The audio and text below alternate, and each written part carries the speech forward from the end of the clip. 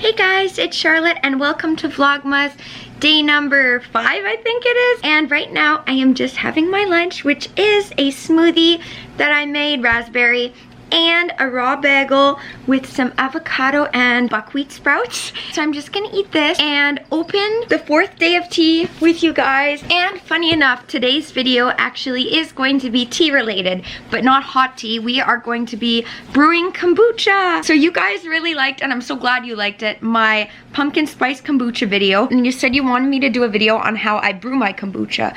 So I thought, why not do it for Vlogmas? Especially because today is the day I need to brew my kombucha because I'm on my last bottle and I have a bottle every day. First, let's see what day number 4 of my tea is. Oh, I already see it. My eye went to it. It's over here in the corner. It is like a light blue one today. Let's see what it is. Oh, I ripped it a bit. Okay. This one is apple cider. Ooh, it's a fruit infusion. It's caffeine-free. Sounds pretty good. Apple cider, this honestly sounds like another great kombucha one. The candy cane one that I got for the first day, I'm actually going to use today to make a candy cane kombucha. I'll show you guys that later in the video. Let me smell it. Very apple-y. I have a green tea called Green Apple and it reminds me of this. Okay, this is gonna be both good in kombucha and in hot tea. I'm having 1 spoonful today, and then I'm gonna have 1 spoonful for my kombucha. I'm gonna finish up my lunch now, and when I see you guys next, we are going to be brewing my kombucha. By the way, kombucha is a fermented tea drink, cold, and basically it's like a healthy version of pop. It is fizzy like pop, and it's delicious. So yes, so see you guys then. To start out the video, here are the written out directions of how to make kombucha tea and what you need for it. This is the directions that I got from my piano teacher that I first used when I started brewing my kombucha. So I'm just going to read them out for you guys. What you'll need: 8 black or green organic tea bags, 1 cup organic cane sugar, 3.5 quarts water, 1 cup starter tea, 1 SCOBY, 1 large jar with a spigot, bottles or jars for the tea, and fruits such as blackberries, raspberries, lemon, lime, fresh ginger, or 1 cup fresh fruit juice. And here are the directions on how to make the kombucha tea. So first step is to boil 3.5 quarts of water.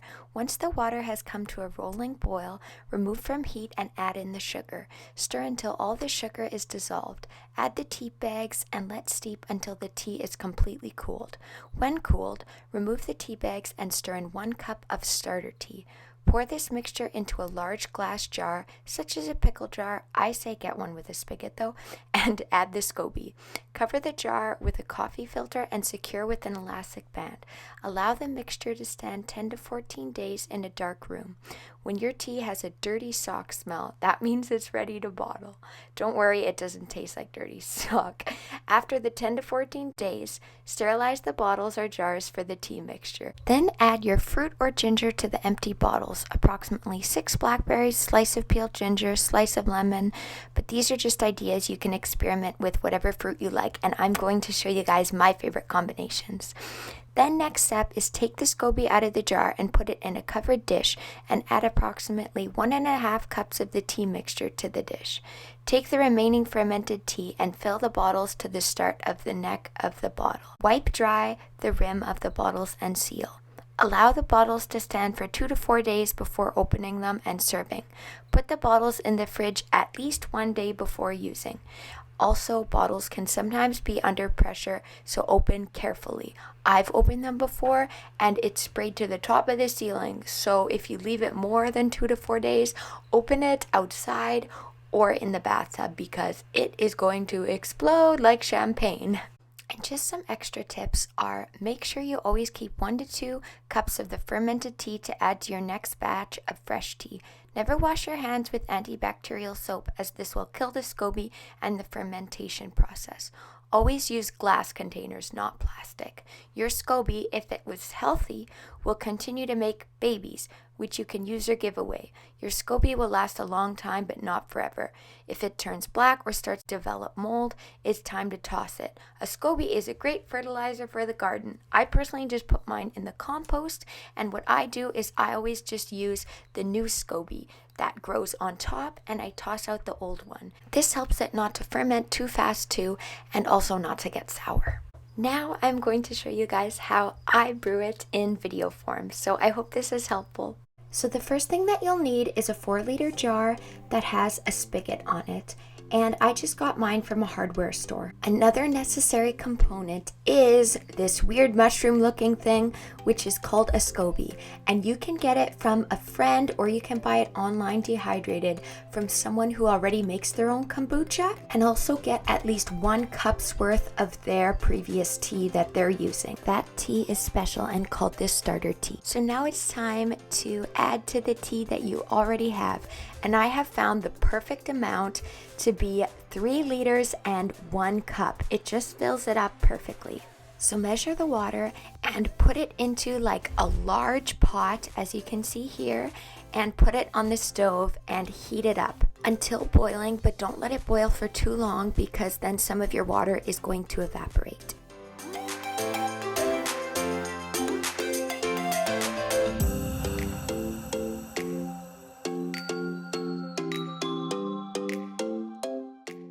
Once it is boiling and ready, turn off the heat and put it onto an element that is no longer on.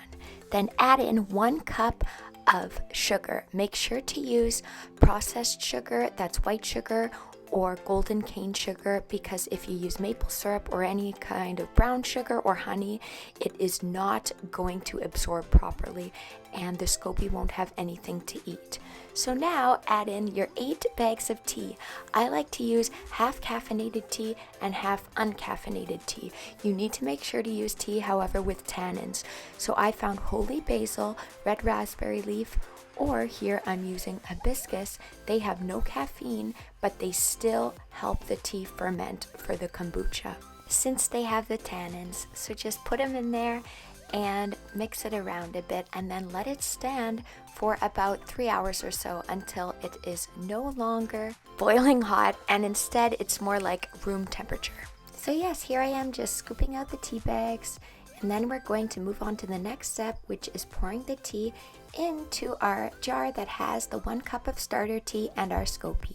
So yes, here I am just scooping the tea into my jar, and I usually use a plastic spoon just so I don't disrupt any of the probiotics or fermentation process, but it's not absolutely necessary that you need to use a plastic one, like you can use a metal one too.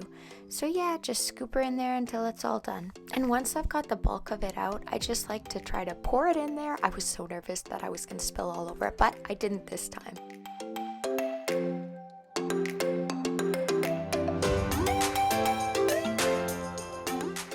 And as you can see, it's almost at the top of the jar, but it still leaves it within that wide part of the jar, so the SCOBY can still grow properly instead of really small and thick.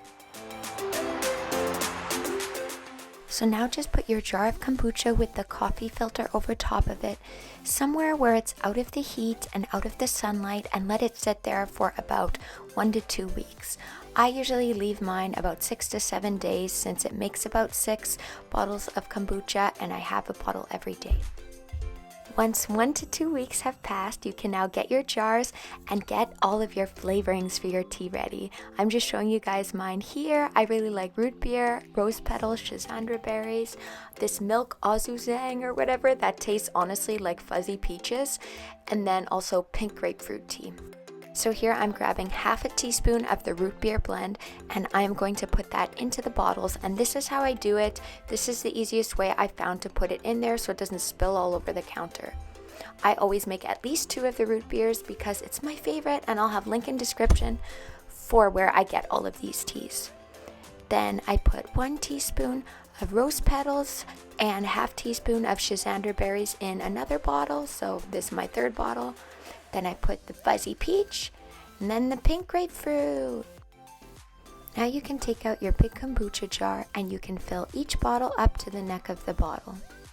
Honestly, you can leave more tea in the bottom if you choose for your next batch, but I like to leave just a little bit, just like 1 cup, because I don't have a basement. I keep my kombucha jar in a cupboard we have, so it ferments really quickly. So if there's less starter tea, that means that it doesn't ferment as quick, so that just seems to work for me and my environment. But do what works for you and your situation. And if you don't drink as much kombucha as I do, then you can plan it out so that it lasts longer and it doesn't ferment as quickly. Now just put your bottles in a cupboard like I do, or in your basement, and let them sit for, about 2 to 4 days. Sometimes I have to let mine sit just 1 day because I need it that soon, but they get more fizzy and fun like pop if you let them sit longer. Once they've sat, you just take them out and put them into your fridge. Yay, and they're ready to drink. All right, and how I pour it out into the cup is we got our Shrek cup right here, and I put a small strainer, open up the bottle, and then drizzle it in there so that all of the tea doesn't get in the actual drink, and then I just put it in the compost. So yeah, it fills just to the top of the cup, so it works perfectly. And we are done. Get ready to enjoy your kombucha. Guys, so it's Charlotte and I'm signing off now. I really hope you guys enjoyed my video on how I brew my kombucha. I see my kombucha as just amazing health elixir, and I always have it every day. It's high in probiotics and it's just so healthy for the gut and your health. So I hope you guys enjoyed this video. Let me know if you start making kombucha and what your favorite kombucha combination is. Very excited to try the candy cane this time, but the root beer is probably my absolute favorite. Okay guys, so I'll see you tomorrow for day 6 of Vlogmas. Bye!